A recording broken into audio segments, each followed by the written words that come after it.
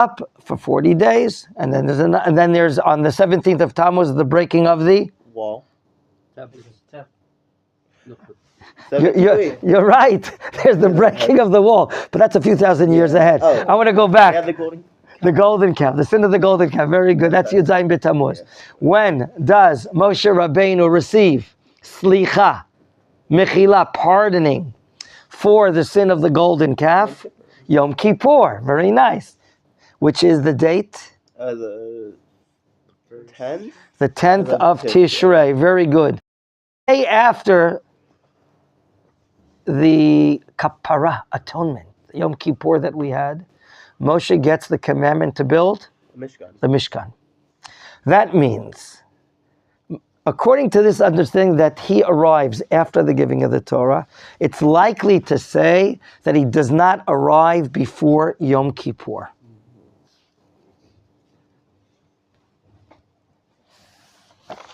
Chapter 19, we arrive at Sinai, yes or no? We have days of preparation, yes or no? Chapter 19, yes or no? Yeah. Why don't we say that this is when Yitro arrives? When do we arrive to Sinai? What calendar date, please, gentlemen? Look at chapter 19, verse 1. Third month. Which day, though? First day. First day, Rosh Chodesh. Rosh Chodesh of the Hebrew month called? Sivan. How many days we have left before the giving of the Torah? 5. We're going to get it on the 6th. Do you think here Yitro arrives? No. Why not? We see in the verse 15 and 16 that while talking to the Ha'am, the people, it says Torah and Hukim. Who gave the Torah? That's another argument, very good, Eov, that the Ramban brings. Why we want to say that Eov arrives after? I'm asking, though, a different question. Can we suggest that Yitro arrives during these 5 days of the month, right before the giving of the Torah? Think about it. Moshe went up already, though. What's that? Then Moshe went up, though, already. Oh, so one problem is Moshe went up. And here we're learning about the meaning of Moshe and Yitro. What is he doing, Moshe?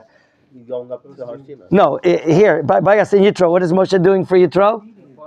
Hosting him, greeting him, taking him into the tent. Moshe, do you have time these days, these 5 days right before the giving of the Torah to host your father-in-law? Yes or no? He doesn't have time. He's so busy. He's going up and down to get instructions. What to do? God told us, and I told the Paro, let us out. We have to go serve a God. Does he know how to serve a God? What to do? He doesn't know what to do. He has to go upstairs to get instructions. So that's why you say during these days he's going up, he's coming back down. He has to get instructions. What are we going to be doing to serve Hashem? So is it likely, can we or not suggest that Yitro arrived a few days before the giving of the Torah? Conclusion? No. Conclusion, no. Moshe Rabbeinu was not free to doing hosting and muchi-pushi and kissing him and talking, giving stories. He didn't have this time. That means we want to suggest that he arrives when? In Tishrei. After Tishrei. Right? That's one opinion. Again, there's the other side of the coin. We don't have all the time to deal with this. Now, a point that I mentioned yesterday, I don't know if you caught it or not.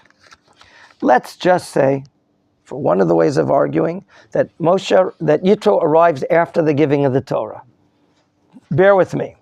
Chapter 17 of the book of Shemot, the war against Amalek in the town of Refidim. Chapter 19, we're traveling from where to where?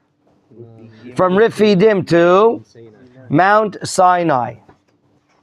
Chapter 18, before it, is happening when? The arrival of Yitro is happening when? Sometime after Tishrei. Meaning after Yom Kippur. Right? Not in chronological order. Is that clear to us according to this understanding? Again, it's arguable. You can argue that he arrived before and the Ramban brings it. Now our question is, the term that we write, Ein Mukdam U Me'uchar Batorah.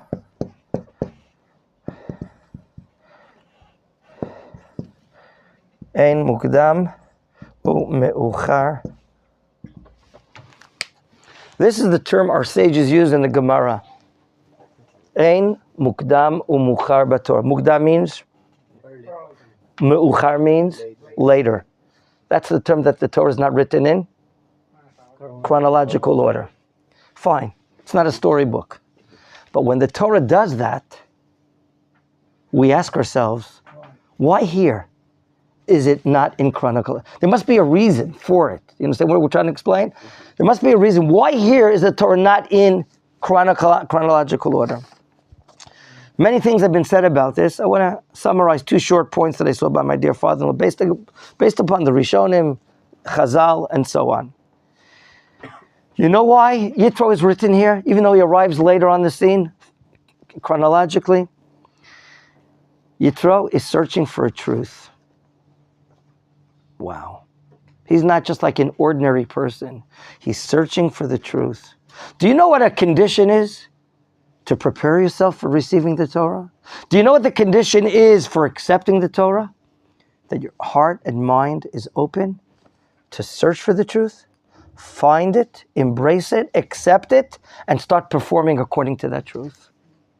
God wants the section of Yitro to be before the 10 Commandments and the revelation of God to the Jewish people in the Torah, to show us someone that searches and is looking for the truth and ready to embrace it. That's the condition, the stipulation. That's the prerequisite for accepting Torah, for understanding what Torah is. He's willing to take everything out of his life, Yitro. Whatever was. Que sera, what does it say in French? I know what it is. You can help me out in French, right? You can't. Okay. What do I need people sitting next to me if you don't understand French? Okay, you can say there. See the problems I have with this guy over here? Gentlemen, what was. Yitro wants to accept something new, great, worldly, universal, and also national. So maybe that's one reason why Yitro is written here. Reason number 2. The Torah says about Yitro, where is he coming to? Pasuk 5, Pasuk A of the former chapter. Vayavo Yitro. Okay, he's traveling. Chotein Moshe v'anav v'eshto. Going to where? El Hamidbar. How many inns or hotels are in the Midbar? How many caterings are in the supermarkets? Walmarts? What did you say? You bet you have a few Walmarts in the Midbar. You don't know what you're talking about. The Midbar is desolate. The Midbar has nothing. Nada. Garnished. Nothing. They have sand. They have sand. Last year, we went on the Hanukkah trip, and we were in the desert, and the tour guide made a mistake. He thought we were going to be walking 4 or 5 kilometers, and then we walked 9 or 10 kilometers or something. He made a big mistake. We're walking a lot on sand. You remember that trip? We were on that trip. Remember, we were walking all day until the darkness of the hour. It was a mistake made by the tour guide. Okay. What? I didn't know that. I thought you was playing. We were all exhausted at the end of that day. It was an amazing trip, fantastic. I remember I brought Rabbi Rothman. He says, I don't know how we're going to do it. And we kept on walking. It was in the sand. There was nothing. There was no supermarkets, no pharmacy stores, no Slurpee, 7-Eleven stores to get nothing. Yitro is willing to give up everything and go to a midbar. What does that mean? Does that have importance? Is that related to Torah? You all know the Torah is given in the midbar. The midbar is hefker, ownerless. There's no property there. There are no possessions there. Yitro is ready to go to a desert, our commentators explain, in order to hear Torah. He's willing to acquiesce and compromise and give up on comfort, on easy life, on anything and everything that's related to the material world. Why? He wants to embrace the Torah. That's the most important thing he wants to do. He wants to embrace divinity, godliness.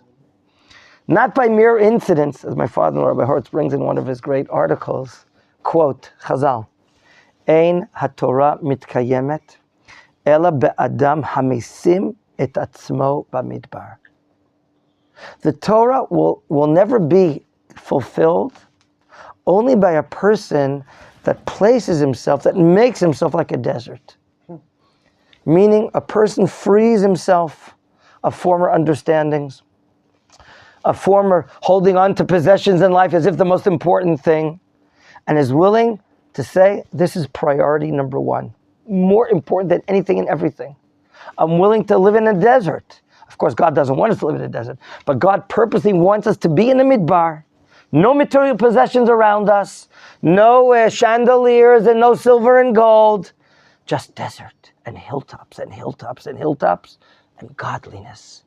You know, when you travel in the Judean desert, when you're leaving Yerushalayim, and you look at the Judean desert, let's say towards Wadi Kelt, okay, in that area, they call it like a Genesis view. I don't know if they say it in English. We call it in Hebrew a Bereshit. It's like Bereshit. Everything there is virgin land. No one touched it, as if. Do you know what I'm talking about? What a view like that is?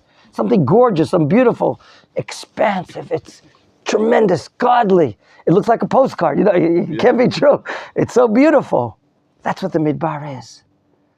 That's maybe the reason why the Torah says here, Yitro, his section is put here, because he's coming to a midbar. Even though he arrives calendar-wise much later, we're learning what is needed for accepting the Torah. Make yourself like a midbar. That's it. Okay? You understand, gentlemen? Okay.